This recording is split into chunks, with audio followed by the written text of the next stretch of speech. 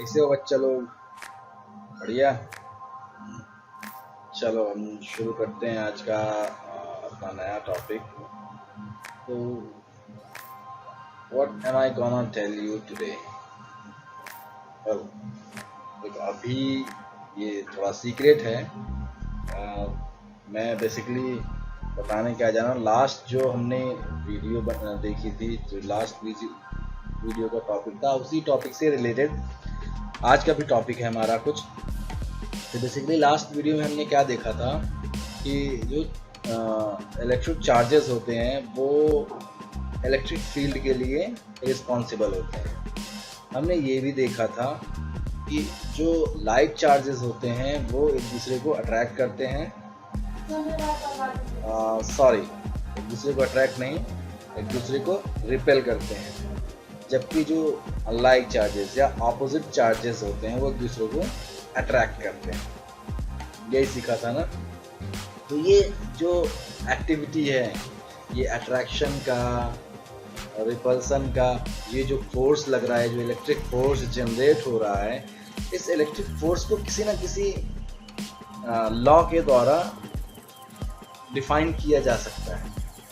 जैसे आपने पढ़ा होगा, अगर पढ़ा होगा तो न्यूटन का ग्रेविटेशनल लॉ। न्यूटन के ग्रेविटेशनल लॉ जैसे क्या पहले भी वो सारी एक्टिविटीज होती थी, but finally Newton came and उन्होंने देखा कि भाई ये जो सेब है, ये जो एप्पल है, वो नीचे ज़मीन की तरफ, मतलब अर्थ पे ही क्यों आया, ऊपर ही क्यों नहीं रुका रह गया। तब उनके माइंड में आया कि भाई कोई भी ऑब्जेक्ट होगा तो वो क्या दूसरे ऑब्जेक्ट से अट्रैक्ट होगा, तो उन दोनों के अट्रैक्शन में जिसकी कैपेसिटी ज़्यादा होगी, दूसरा लो कैपेसिटी वाला उसके पास चला जाएगा। जहाँ कैपेसिटी का मतलब न्यूटन की ग्रेविटेशनल लॉ में मास पे डिपेंड होता है, किसी ऑब्जेक्ट के द्रव्यमान पे, उसके मास पे डिपेंड होता है। तो अर्थ का जो मास है वो एप्पल के मास से बहुत हैवियर है, इसलिए एप्पल अर्थ की तरफ आता है। सेम वे में एक और नियम है, सेम बिल्कुल जैसे न्यूटन का ग्रेविटेशनल लॉ है वैसे एक और नियम है, बट फर्क क्या है? न्यूटन की ग्रेविटेशनल लॉ में हम मासेस की बात करते हैं, उस लॉ में हम बात करते हैं चार्जेस की, इलेक्ट्रिक चार्जेस की।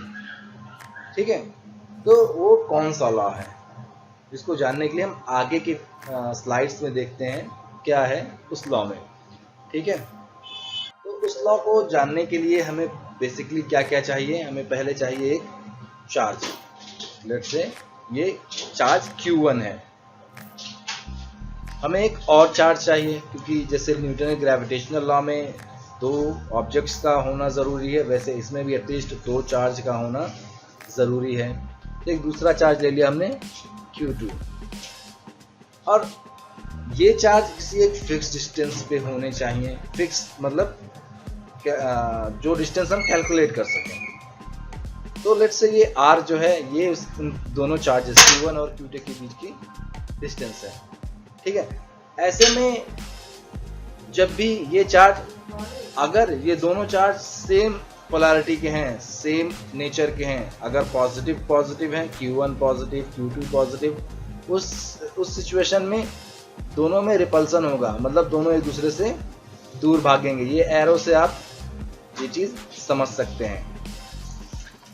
दूसरी तरफ अगर इन दोनों के पोलैरिटी में, इन दोनों के जो नेचर हैं वो ऑपोजिट हैं, मतलब Q1 को हम मान लें पॉजिटिव और Q2 को मान लें नेगेटिव, या उल्टा Q2 को मान लें पॉजिटिव और Q1 को मान लें नेगेटिव, तो वैसे में उन दोनों के बीच में एक अट्रैक्शन फोर्स काम करेगा। और वो अट्रैक्शन फोर्स क्या होगा देखते हैं हम।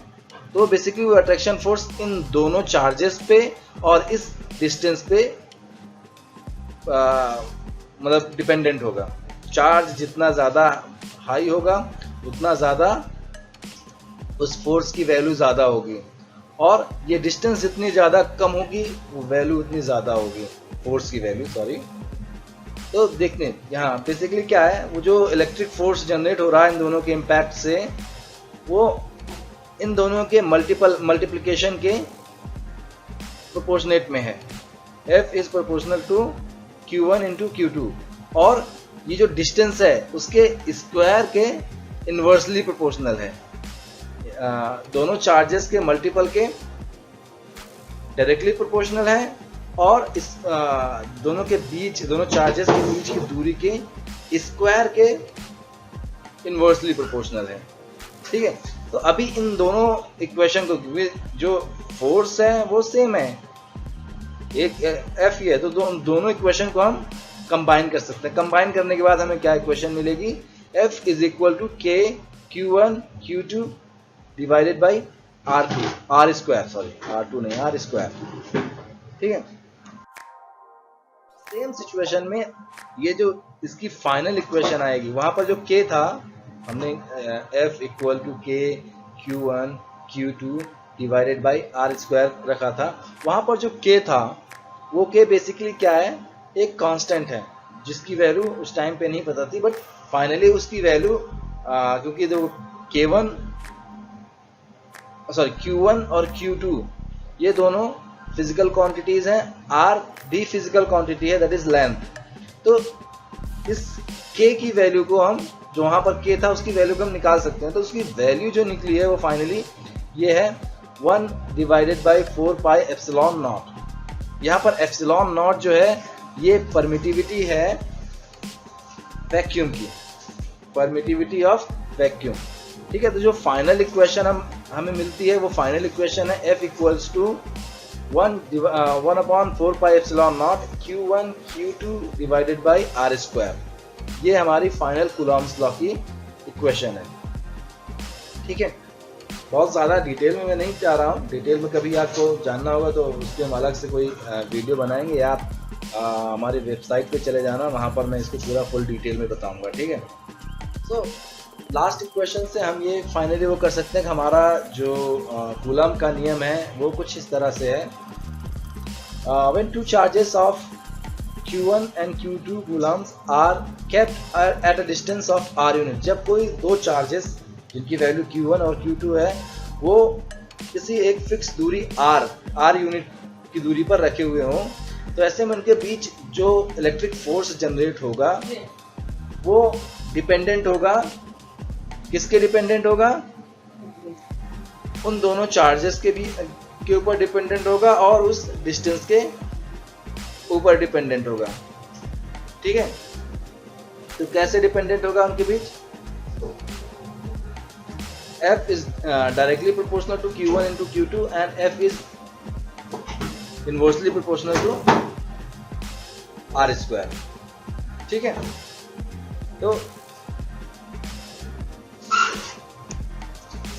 और ये एक बात ध्यान देने वाली है, जैसा हम जानते हैं फोर्स एक वेक्टर क्वांटिटी है, तो इसकी डायरेक्शन का भी पता होना जरूरी है। तो डायरेक्शन इसकी किस डायरेक्शन में होगी, मतलब किस तरफ होगी, तो इसकी बेसिकली इसकी डायरेक्शन जो होगी वो जो हायर वैल्यू वाला चार्ज होगा उसके डायरेक्शन में होगी, हमेशा जो हायर वैल्यू वाला चार्ज होगा।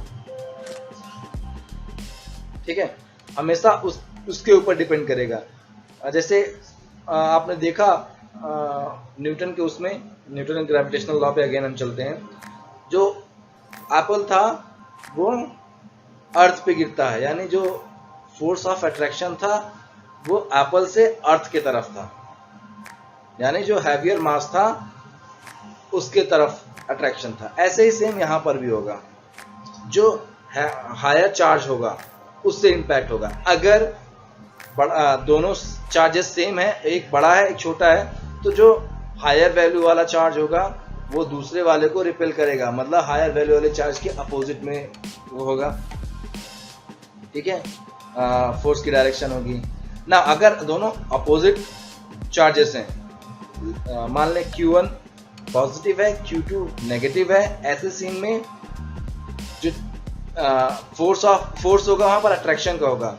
तो जो जिस चार्ज की वैल्यू हायर होगी, लेट्स से Q1 की वैल्यू हायर है, तो Q2 अपने आप Q1 की तरफ अट्रैक्ट होगा, थोड़ा बहुत Q1 भी Q2 की तरफ अट्रैक्ट होगा, बट जो Q2 की अट्रैक्शन की वो होगी, Q2 का जो डिस्प्लेसमेंट होगा वो Q1 के रिस्पेक्ट में बहुत ज़्यादा होगा। ठीक है, जिससे हमें ये पता चलेगा जो फोर्स है वो Q1 की तरफ है। तो फोर्स हमेशा डिपेंड करेगा हायर वैल्यू चार्ज के ऊपर, ठीक है, क्लियर है। तो उसकी जो डायरेक्शन होगी हायर वैल्यू चार्ज के अकॉर्डिंग होगी, ठीक है। चलिए नेक्स्ट बहुत आसान सा एग्जांपल लेते हैं।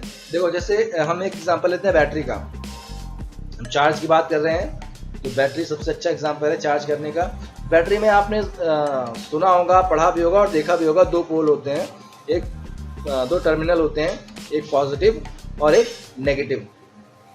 तो पॉजिटिव टर्मिनल्स में बेसिकली क्या होता है, पॉजिटिव चार्जेस हम मान लेते हैं, हाइपोथेटिकली हम मान लेते हैं पॉजिटिव टर्मिनल में पॉजिटिव चार्जेस होते हैं और नेगेटिव टर्मिनल में negative charges, that is electron, ठीक है।